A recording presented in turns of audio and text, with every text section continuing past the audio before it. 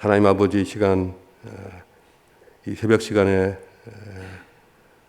주께 나와 기도하는 주의 귀한 권속들 돌아보시며 그들의 심령에 주의 거룩한 은혜와 성령으로 채워주시옵소서.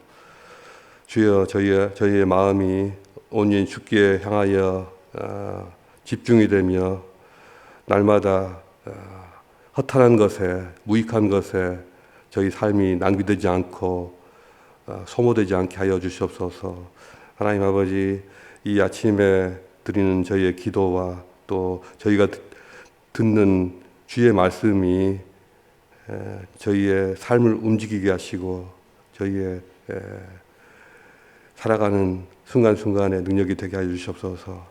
이 아침에 저희 주님을 찬양하며 주께 감사드리고 또 주의 말씀을 인하여 힘을 얻고자 합니다. 아버지, 성령을 통하여 저에게 오시옵소서. 말씀을 통하여 임하여 주시옵소서. 예수 그리스도 이름으로 기도합니다. 아멘. 오늘 우리가 읽을 하나님 말씀은 호세아서 2장 1절부터 13절까지입니다.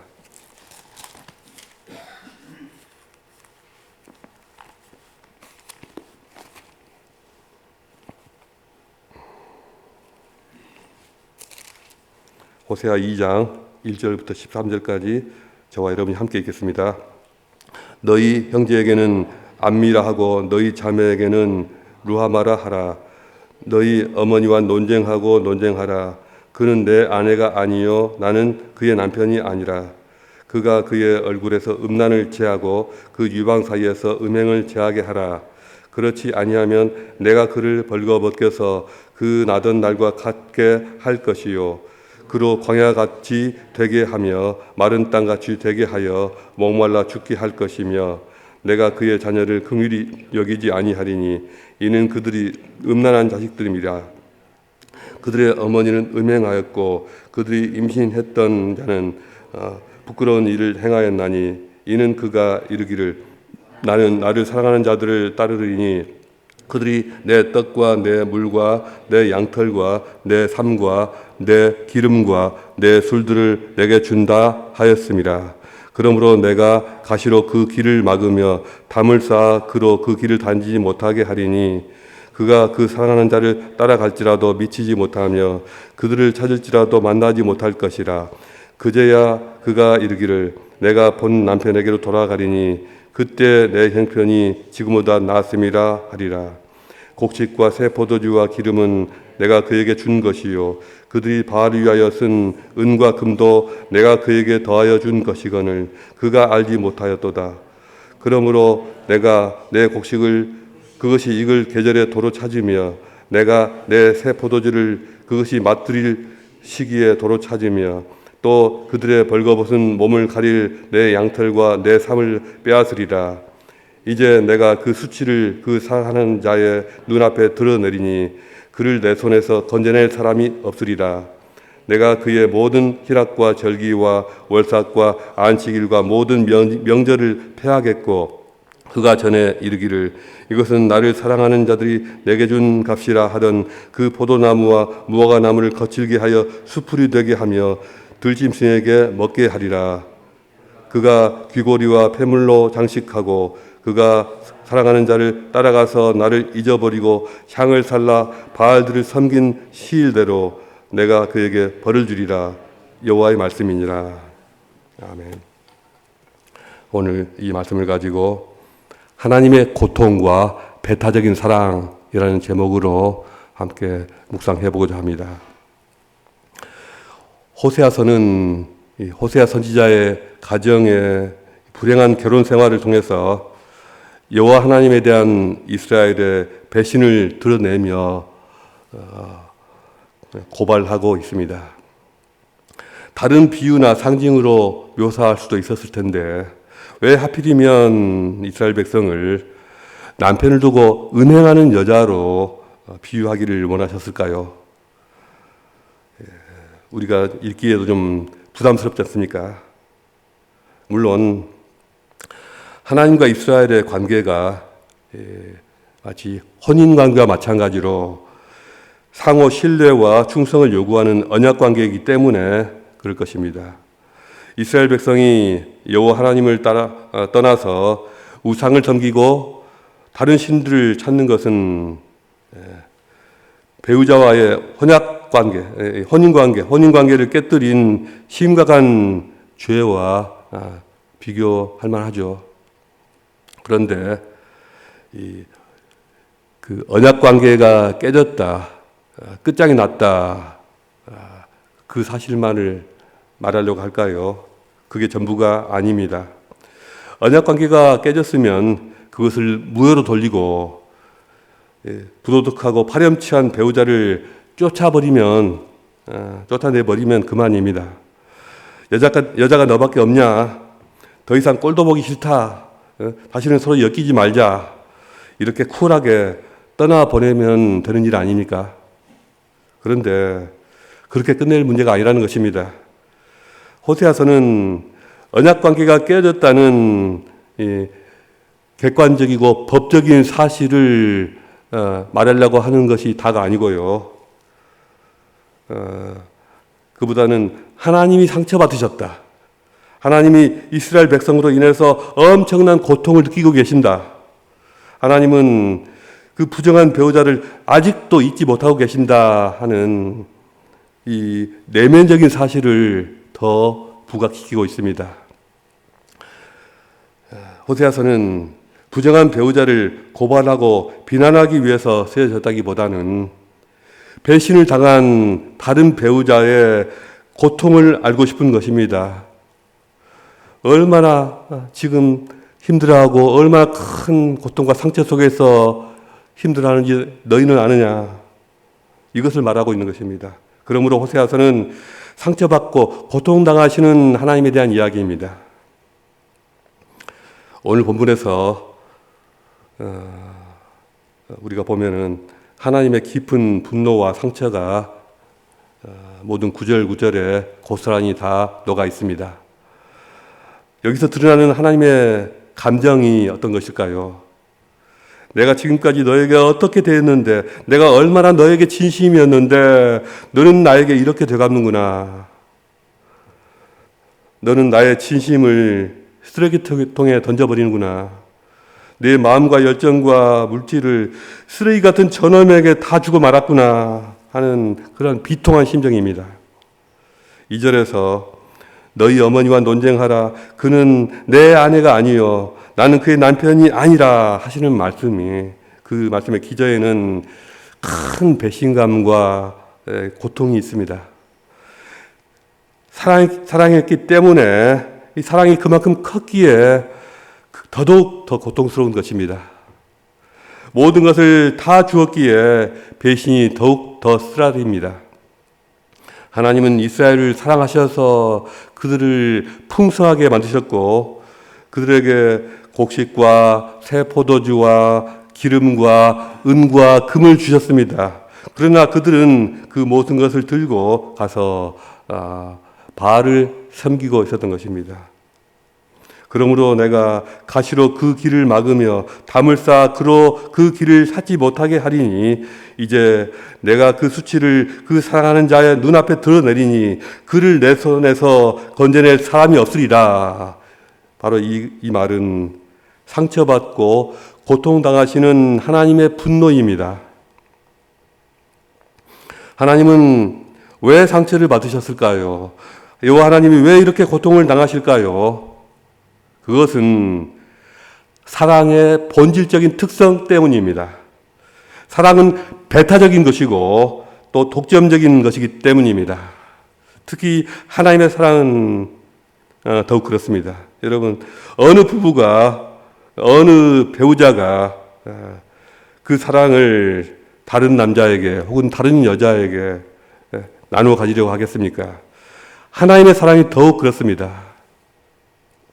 애초에 시내산에서 이스라엘 백성과 처음 언약을 맺으셨을 때부터 나 이외에 다른 신을 내게 두지 말라 하신 것을 첫 번째 계명으로 주신 것이나 또 우리 하나님 여호와는 오직 하나님 여호와시니 너는 마음을 다하고 성품을 다하고 힘을 다하여 내 하나님 여호와를 사랑하라 하신 쉐마 이스라엘의 말씀도 모두 사랑은 배타적인 것이야. 사랑은 결코 양보할 수 있는 것이 아니야. 나는 결코 나의 사랑을 양보하지 않을 것이라는 그런 뜻이었습니다. 몇 년 전에 중국에서 있었던 실화입니다. 한 30대 성실한 남성이 비슷한 또래의 여자를 다른 사람의 소개로 만났습니다. 남자도 돌싱이었고 또 여자도 돌싱이었습니다. 두 사람을 제가 사진으로 봤는데요. 남자도 듬직하게 정말 믿을만하게 잘생겼고요. 여자도 대단한 미인이었습니다. 누구라도 한번 보고는 반할 정도의 미모를 가졌고요. 게다가 그 여자가 돈도 굉장히 잘 버는 사람이었다고 합니다. 두 사람은 만나자마자 서로를 좋아하게 되었고 금방 결혼을 하게 되었습니다. 그런데 놀랍게도 결혼 선물로 여자가 남자한테 비싼 외제차를 선물로 주었고요. 또 여자가 가지고 있던 좋은 집을 신혼집으로 거기서 살림을 차리게 되었습니다. 그런데 결혼하고 얼마 후부터 여자의 행실이 이상한 것입니다. 자꾸 밤중에 밤늦게 귀가를 하거나 아니면 종종 나중에 가면 갈수록 수시로 외박을 하는 것입니다. 돈은 자꾸 많이 가져다 주는데 자꾸 밖으로만 도는 것이죠. 이거 가지고 이 문제 가지고 옥신각신하다가 하도 이상해서 여자가 다닌다는 직장에 전화도 해보고 여기저기 알아보니 놀랍게도 다른 남자를 만나고 있었습니다. 남편이 화가 나서 아내를 나무랬더니 처음에는 눈물까지 흘리면서 미안하다고 다시는 그러지 않겠다고 약속을 했습니다. 그리고 사과했습니다. 그런데 시간이 지나도 여자의 행실은 전혀 달라지지 않는 것이었습니다. 이렇게 점점 불화가 깊어지다가 명절에 두 부부가 지방에 있는 본가로 차를 몰고 차례를 지내러 갑니다. 운전 중에도 두 사람은 말다툼을 하는데 점차 언성이 높아지고 심각해졌습니다. 도대체 그놈이 어떤 놈이냐, 도대체 누구를 만나고 다니는 거냐, 이런 식으로 옥신각신하다가 길가에 숲길에다가 차를 세우고 남편이 여자에게 다그치기 시작합니다. 어제 만난 남자가 도대체 누구냐, 밖에서 도대체 무슨 짓을 하고 돌아다니는 거냐. 그러자 입을 꾹 닫고 있던 여자가 드디어 말을 합니다. 화가 나서 말을 한 것입니다. 당신은 나한테 이래라 저래라 말할 자격이 없어. 내가 사실을 다 말해줄까? 그 남자는 엄청난 부자야. 당신과 결혼하기 훨씬 전부터 사귀던 사람이야. 우리가 살고 있는 집도 지금 우리가 타고 온 이 차도 다 내가 지금 만나고 있는 그 남자가 나한테 사준 거야. 당신이 나한테 대해서 아는 게 뭐가 있어? 아무것도 모르잖아. 알 필요도 없어. 당신은 그저 내가 돈 가져다 주면 집이나 잘 지키고 있어. 당신은 겁쟁이잖아. 나한테 어쩔 건데. 이런 식으로 모욕적인 말을 던지는 것입니다.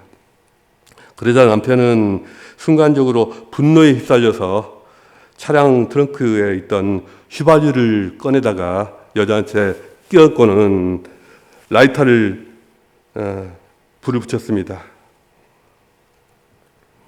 순식간에 여자는 물론이고 그 차 전체가 불길에 휩싸였습니다. 불바다가 되었습니다. 여자는 안전벨트에 묶여 있어서 탈출을 하지 못했습니다.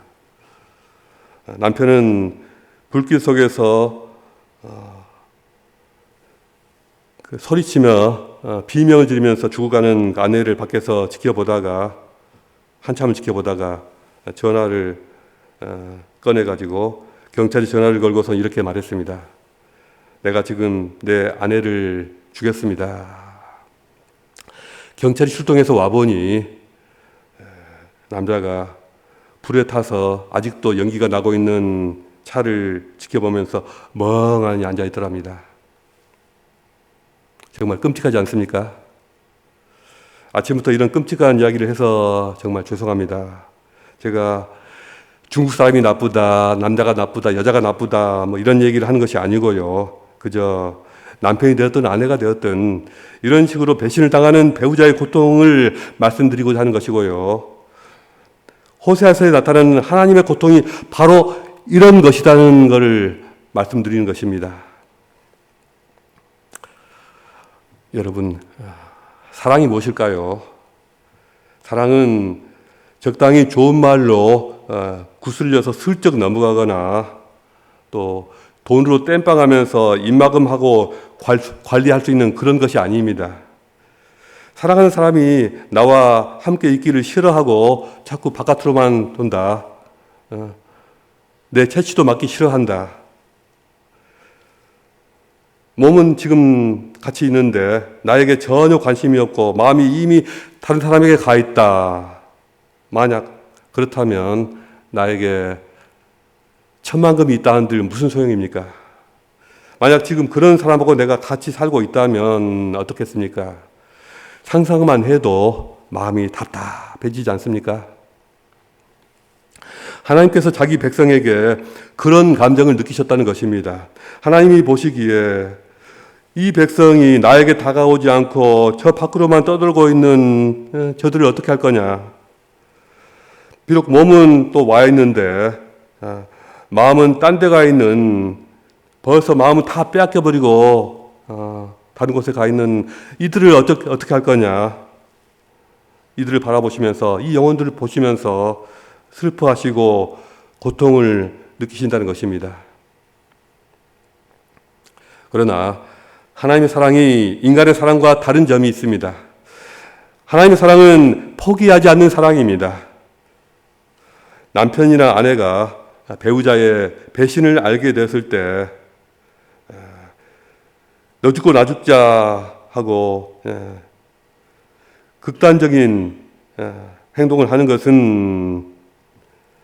그것은 자기 파괴적인 어떤 절망적인 행동이지만요. 그러나 하나님께서 그분의 백성들에게 극단적인 방법을 사용하시는 것은 오히려 그들을 포기하지 않으시기 때문입니다. 그들의 몸을 망가뜨려서라도 그 영혼을 잃지 않으시고자 하는 것입니다. 하나님도 고통을 당하시지만 이스라엘 백성도 이제 큰 고통을 당하게 될 것입니다. 그 고통들 속에 포기하지 않으시는 하나님의 사랑이 있습니다.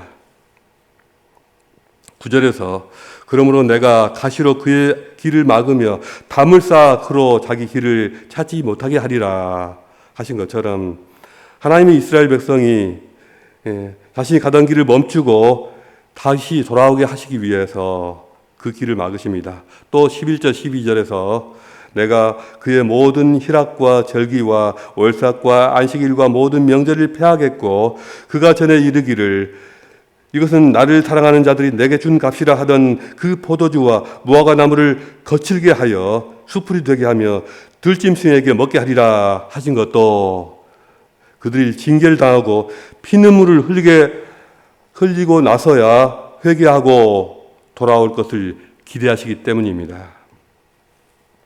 이스라엘이 돌아오지 않을 때조차 하나님은 그들을 포기하지 않으십니다. 백성들에게 순전한 마음과 충성이라는 그런 모양의 배타적인 사랑을 요구하시는 하나님께서 그 백성을 결코 포기하지 않고 징계하시는 그런 모습으로 배타적인 사랑을 드러내십니다. 이 사랑은 십자가에서 완전히 드러나셨습니다. 예수 그리스도는 우리의 배신에도 불구하고 자신의 목숨까지 내어주셨습니다. 이는 하나님의 배타적인 사랑의 궁극적인 표현입니다. 이 하나님 앞에서 우리의 마음이 나눠지고 우리의 마음이 흩어져서는 안 되는 것입니다. 우리의 신앙과 우리의 영성이 어떻게 생겨나고 또 어떻게 성장합니까? 오직 한 분 하나님께 배타적으로 집중할 때만 생겨나고 또 성장합니다. 하나님께 집중하면서 나만의 방식으로 배타적인 사랑을 드릴 때 그분과의 관계에서 더욱 친밀함을 경험할 수가 있고 또 영적으로 풍성한 삶을 누릴 수가 있습니다. 오직 한 분 하나님께 전적으로 몰입할 때 우리는 우리의 영적인 삶이 더욱 풍성해집니다. 우리의 시간과 에너지와 관심을 하나님께 드려야 합니다. 성경을 읽고 묵상하며 꾸준히 시간을 내서 기도하고 또 우리의 귀한 시간과 삶의 자원들을 허비하지 않고 거룩한 일에 집중해야 합니다. 하나님 앞에서 이런 일에 소홀하지 않는 것은 마치 우리가 가정에서 내가 번 돈을 또 가진 모든 것을 허투루 쓰지 않고 배우자와 가정에 집중하고 또 충실하고 정성을 쏟는 것과 본질적으로 같은 일입니다. 우리의 사랑을 받아서 마땅한 이에게 그에게만 드리는 것이기 때문입니다. 우리의 사랑과 우리의 관심과 우리의 열정과 에너지는 받아 마땅한 자에게 주어야지 쓰잘데없는 데다가 허비해서는 안 됩니다. 세상은 우리의 관심과 에너지를 분산시키고 또 영적인 헌신을 약화시키는 수많은 유혹들로 가득합니다. 살면서 온갖 취미 생활에 마음을 빼앗기고 말초신경을 자극하는 여러 가지 일들에 시간을 빼앗기고 또 온갖 잡단 쓰레기 같은 그런 생각을 마음속에 잔뜩 쌓아둘 때 우리의 신앙과 영성은 온갖 잡초 속에 또 쓰레기 속에 묻혀서 씻어버리고 말 것입니다. 우리의 마음과 사랑이 세상과 하나님 사이에서 나눠지지 않도록 쓰레기 속에서 시들어버리지 않도록 끊임없이 스스로를 점검해야 합니다. 하나님은 오늘도 말씀하십니다. 너희는 나를 사랑하라. 너희 마음을 빼앗기지 않도록 하라. 이 사랑은 쉽지 않지만 진정한 삶의 길이고요. 또 진정한 생명의 길입니다. 하나님을 향한 이 사랑 속에서 참된 사랑과 평안과 기쁨을 누리시기를 주님의 이름으로 축복합니다. 오늘 주신 말씀을 묵상하면서 자유롭게 기도하시겠습니다.